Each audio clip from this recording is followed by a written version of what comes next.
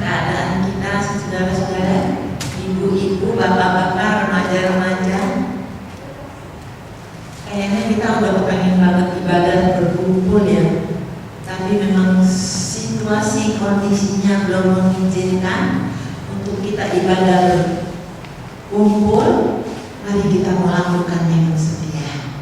Dan pagi ini kembali saya melayani dan bertugas untuk menyampaikan renungan. Saya akan bacakan di dalam Kisah Rasul 17 ayat yang ke-29. Begini bunyinya, catat ya. Karena kita berasal dari keturunan Allah, kita tidak boleh berpikir bahwa keadaan ilahi sama seperti emas atau perak atau batu, ciptaan kesenian dan keahlian manusia. 30. Dengan tidak memandang lagi zaman kebodohan, maka sekarang Allah memberitakan kepada manusia bahwa di mana-mana semua mereka harus bertobat. Saudara-saudara, keadaan semakin menakutkan.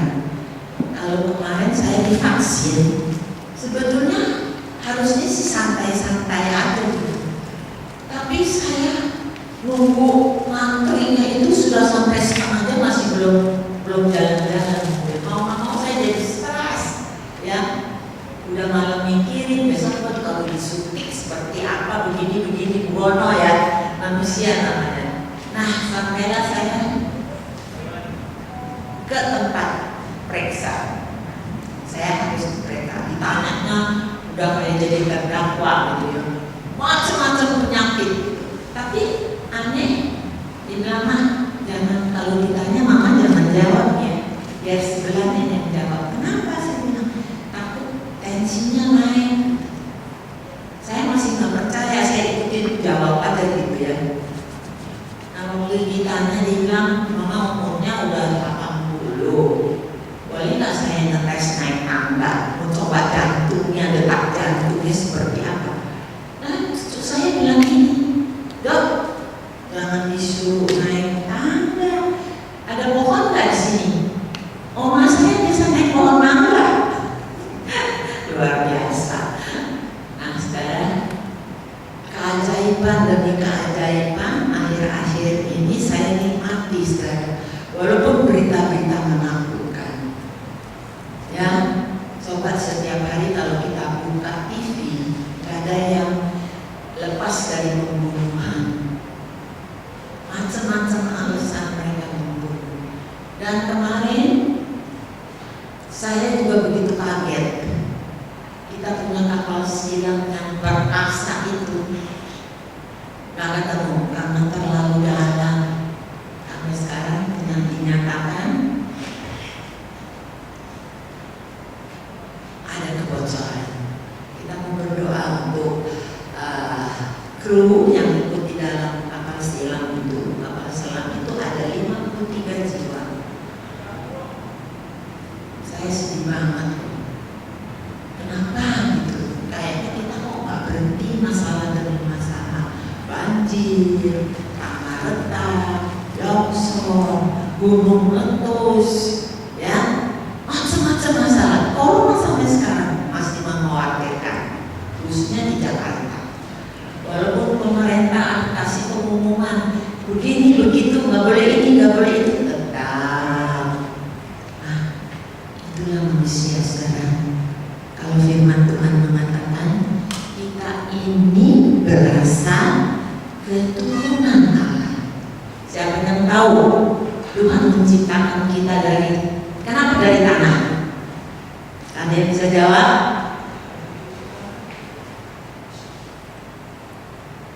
Tanah itu gampang dibentuk, nurut, mau dibentuk bikin priuk jadi, bikin batu bata oke, bikin genteng oke, dan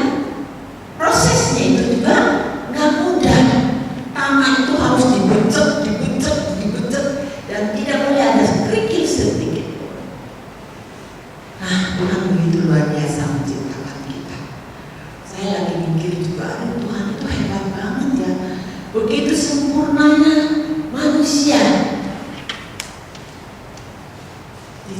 diciptakan dari tanah. Dan diludahin itu tanah diam aja, ya, dibuang kotoran diam aja, dibuang segala kebusukan, bangkai apa semua diam. Bagaimana dengan kita? Kita baru disindir sedikit aja udah kayak nenek-nenek nyinyir ya, kecewa ya. Apalagi dalam pelayanan, aduh sampai sekarang 52 tahun macam-macam persoalan, saya udah nikmati itu semua. Semakin kemari semakin parah. Kalau di ayat 30 bilang kita nggak boleh lagi memandang zaman kebodohan, zaman batu, ya, apa kata orang gitu. Kita ini anak Allah loh, dibentuk dengan tangannya sendiri, serupa. Tapi kenapa kita masih suka bandel? Lah, dosa sedikit-sedikit mah biasa lah. Namanya juga manusia. Itu ilmu yang udah dari sononya begitu. Dalil ya. Namanya juga gua manusia biasa. Ya maka salah-salah dikit. Gimana kalau kita mau berusaha seperti segumpal tanah yang udah bersih keluar batunya, pasirnya, sehingga mudah dibentuk menurut apa yang Tuhan mau.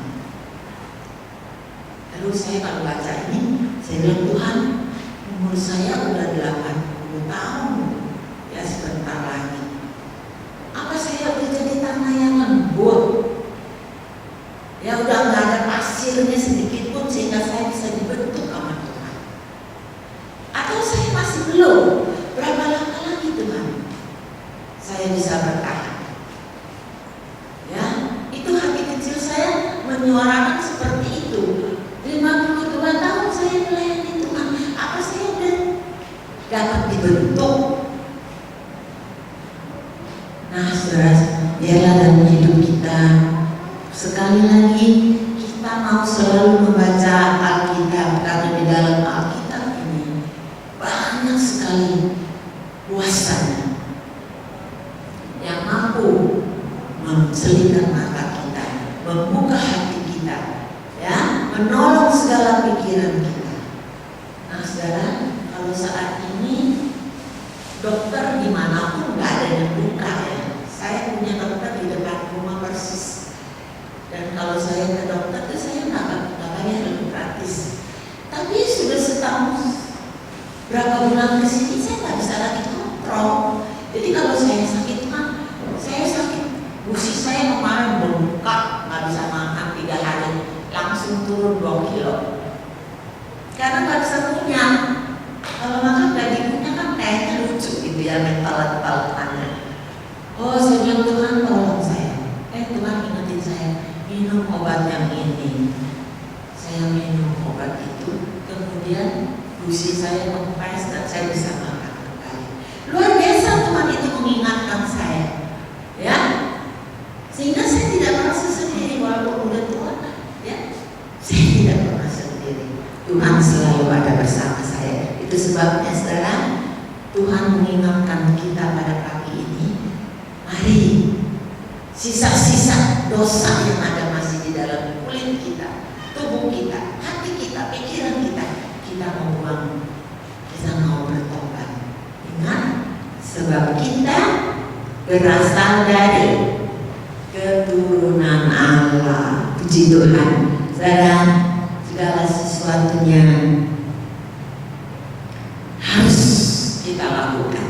Di dalam Amsal 4 ayat 23 berkata, jagalah hatimu baik-baik, sebab hatimu menentukan jalan hidup.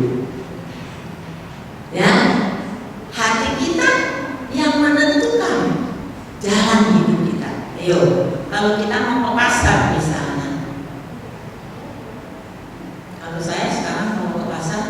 berangkat keluar malu Pak. Dari rumah mau belinya apa pulang nggak ada yang dibeli, ya belinya lain, sehingga masaknya berubah. Itu yang kita mau serahkan sama Tuhan, supaya jangan sampai hidup kita, ya, salah jalan lagi, salah langkah lagi. Kita udah dikasih jalan yang baik dari Tuhan, ditunjukkan jalan kebenaran dan hidup. Jangan sampai kan kita melenceng lagi, ya. Dan supaya dalam kehidupan kita boleh menurut apa yang Tuhan mau. Saudara, ayo dalam hidup kita ini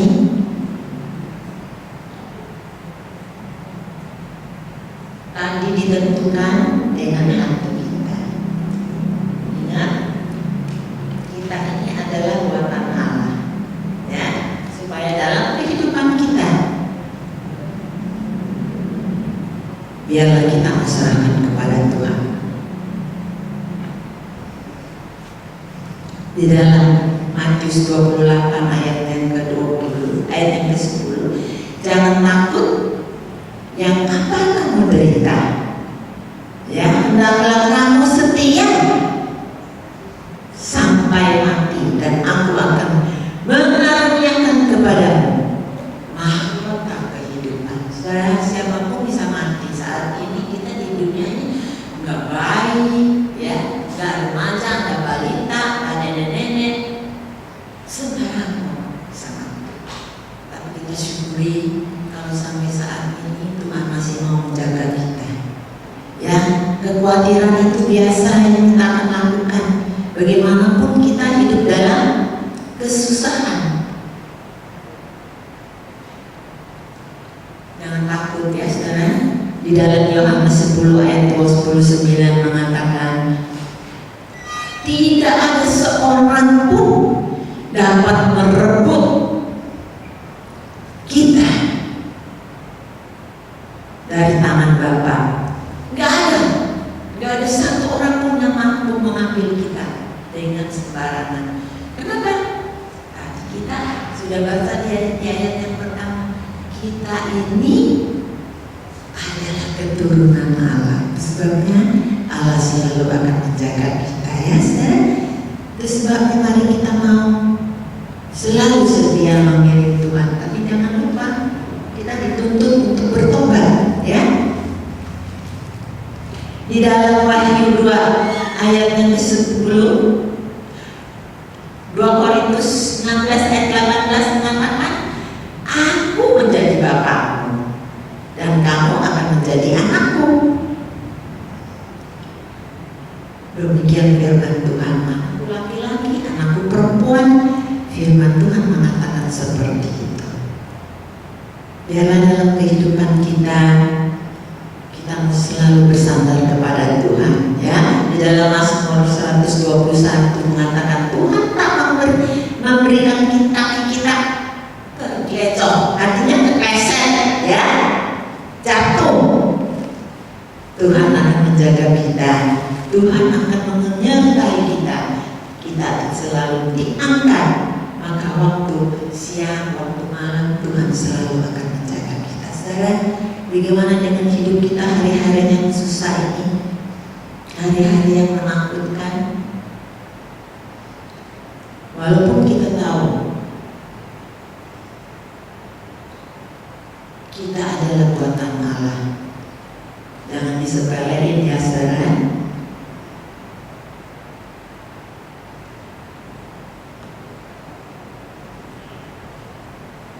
Kita harus selalu pegang apa yang Tuhan katakan kepada kita.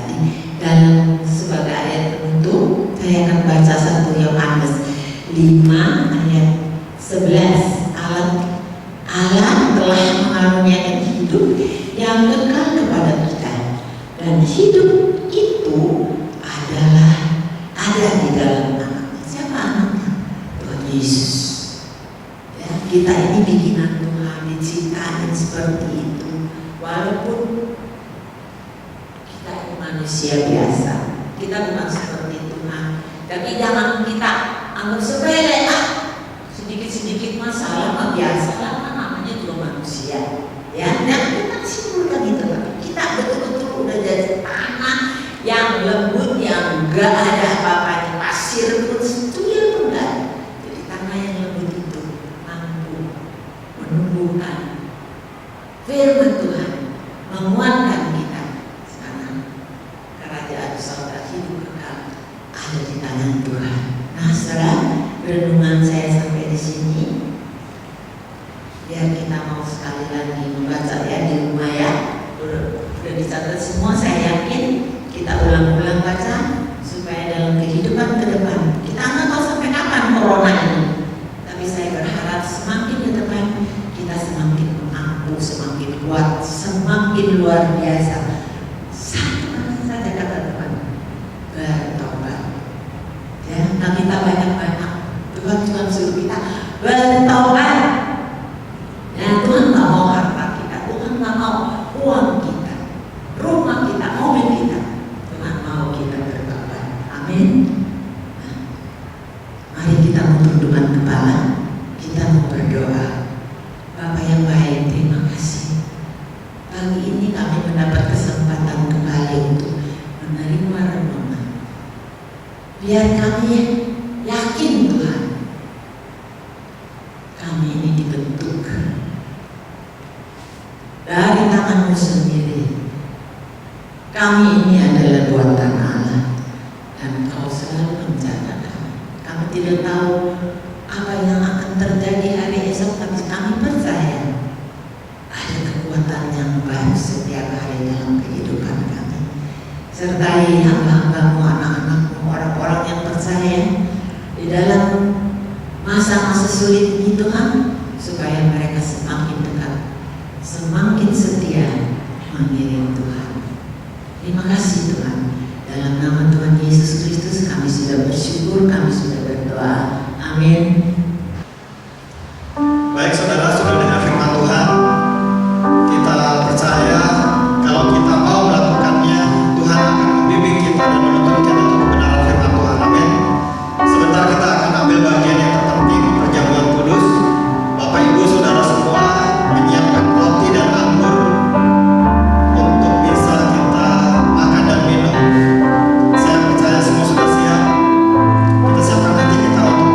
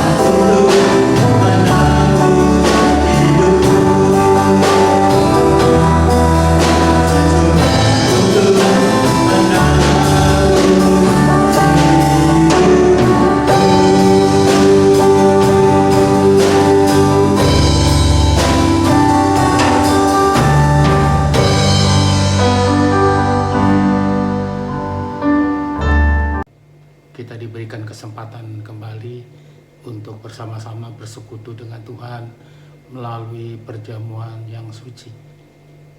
Bapak Ibu Saudara sekalian, mari siapkan hati kita, fokus kita kepada Dia. Meskipun kita ada di dalam rumah masing-masing, tapi saya percaya Engkau ada bersama dengan kita.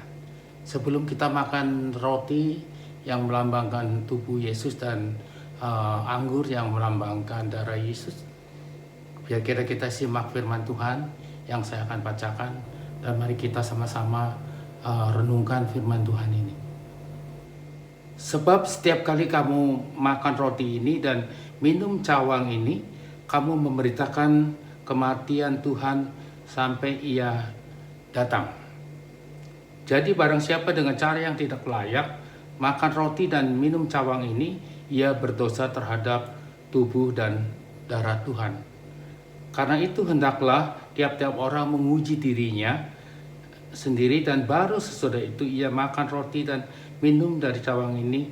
Karena barang siapa yang makan dan minum tanpa mengakui tubuh Tuhan, ia mendatangkan hukuman atas dirinya. Sebab itu banyak di antara kamu yang lemah dan yang sakit, dan tidak sedikit yang meninggal. Karena itu menguji diri kita sendiri, hukuman tidak akan menimpa kita. Mari saudara-saudara, kita angkat roti kita. Sebab apa yang telah kuteruskan kepadamu telah aku terima dari Tuhan, yaitu bahwa Tuhan Yesus pada malam waktu Ia diserahkan mengambil roti, dan sesudah itu Ia mengucapkan syukur atasnya, Ia memecah-pecahkannya dan berkata, inilah tubuhku yang kuserahkan bagi kamu, perbuatlah ini menjadi peringatan akan aku. Mari saudara, kita makan tubuh roti ini yang melambangkan tubuh Yesus di dalam nama Tuhan Yesus Kristus.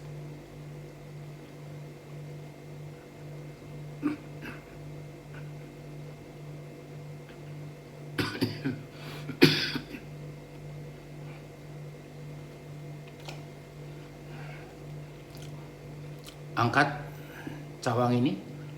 Demikian juga yang mengambil cawang sesudah makan, lalu berkata, cawang ini adalah perjanjian baru yang telah dimeteraikan oleh darahku. Perbuatan ini setiap kali kamu minum menjadi peringatan akan aku. Mari saudara, kita minum anggur ini pakai darah Yesus dalam nama Tuhan Yesus Kristus.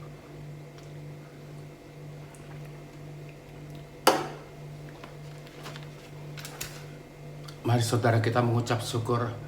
Terima kasih Tuhan buat kebaikan. Engkau sudah memeliharakan kami sepanjang hari-hari yang lalu. Sampai saat ini kami boleh memperingati akan kematian-Mu kembali Tuhan. Biar ini menjadikan peringatan akan kematian-Mu di kayu salib, dan nama-Mu selalu dipermuliakan. Terima kasih Tuhan, kami sudah bersekutu dengan Engkau melalui perjamuan kudus hari ini. Biar nama Tuhan selalu dipermuliakan. Yang sakit Engkau akan berikan kesembuhan, yang dalam kesusahan Engkau akan berikan kelegaan.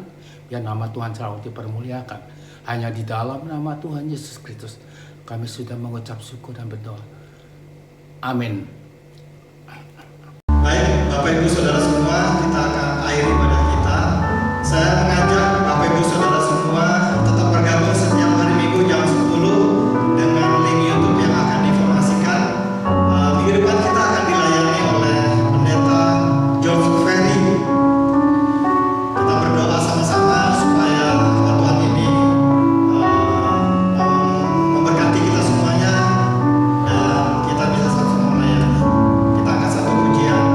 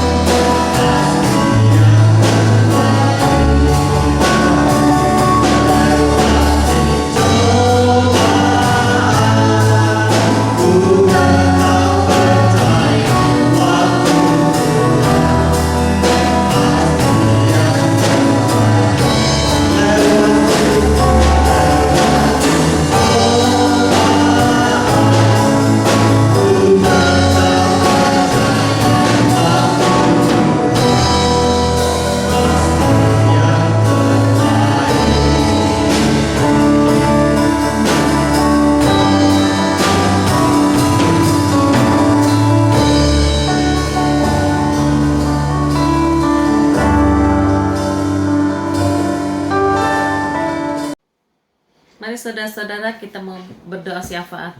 Bapa yang di surga, kami bersyukur dan terima kasih Tuhan untuk kesempatan yang Kau berikan pada kami Tuhan untuk beribadah Tuhan.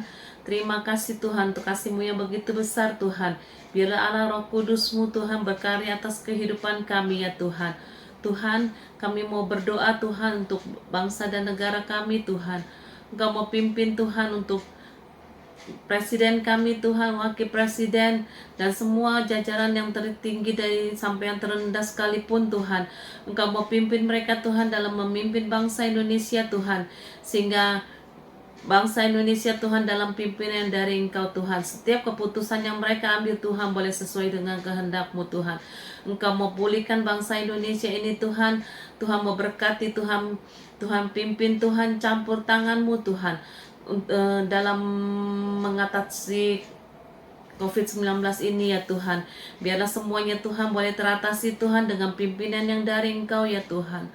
Terima kasih Tuhan, Engkau mau pimpin Tuhan juga vaksin yang sudah ada ya Tuhan. Tuhan yang tolong semuanya ya Tuhan. Terima kasih Tuhan, terima kasih. Kami juga mau berdoa Tuhan untuk Gereja Injil Kristus Tuhan. Engkau mau berkati Tuhan Gereja Injil Kristus Tuhan, sehingga banyak jiwa-jiwa yang boleh dimenangkan Tuhan. Engkau mau pakai Tuhan Ibu Gembala kami Tuhan. Biarlah mampukan dia Tuhan untuk memimpin menggembalakan sidang jemaat-Mu di Gereja Injil Kristus Tuhan. Beri kekuatan kesehatan buat Ibu Gembala kami ya Tuhan. Berkati juga untuk para pendeta muda Tuhan. Tuhan berkati ya Tuhan. Juga para majelis, juga semua para pengerja Tuhan, Kau mau berkati Tuhan. Beri kesehatan, kesatuan kepada kami semua Tuhan dalam melayani Engkau Tuhan. Pakai hidup kami Tuhan untuk kemuliaan nama-Mu. Terima kasih Tuhan, terima kasih. Tuhan berkati juga untuk jemaat-Mu di Gereja Injil Kristus Tuhan. Tuhan Kau mau pimpin Tuhan, baik itu dalam anak-anak sekolah minggu Tuhan, anak-anak youth, kaum ibu, kaum bapak Tuhan, semuanya Tuhan Kau mau berkati ya Tuhan. Tuhan tutup bungkus dengan kuasa darah-Mu Tuhan. Setiap mereka yang dalam pergumulan Tuhan, Engkau campur tangan Tuhan. Kau mau buka jalan bagi setiap anak-anak-Mu ya Tuhan. Berkati Tuhan untuk anak-anak-Mu ya Bapa. Sidang jemaat-Mu di Gereja Injil Kristus ya Tuhan. Terima kasih Tuhan, terima kasih. Yang sakit Tuhan Kamu jamah, Tuhan mau sembuhkan ya Tuhan. Oleh bilur-bilur-Mu Tuhan, Kau menyembuhkan anak-anak-Mu ya Bapa. Terima kasih Tuhan, terima kasih. Kami mengucap syukur untuk semua yang sudah Kau berikan kepada kami ya Tuhan. Terpujilah nama-Mu ya Tuhan, terima kasih Tuhan. Kalau sebentar juga kita mau terima berkat Tuhan Yesus melalui Ibu Gembala, kita mau angkat kedua tangan kita. Saudara-saudara yang kekasih, yang tinggal di rumah, terimalah berkat besar dari Allah Bapa, Allah Anak, Allah Roh Kudus, yaitu Tuhan Yesus Kristus yang selalu menyertai kita dari sekarang sampai Maranatha Tuhan Yesus datang kembali. Dalam nama Tuhan Yesus Kristus kami sudah bersyukur, kami sudah berdoa. Amin.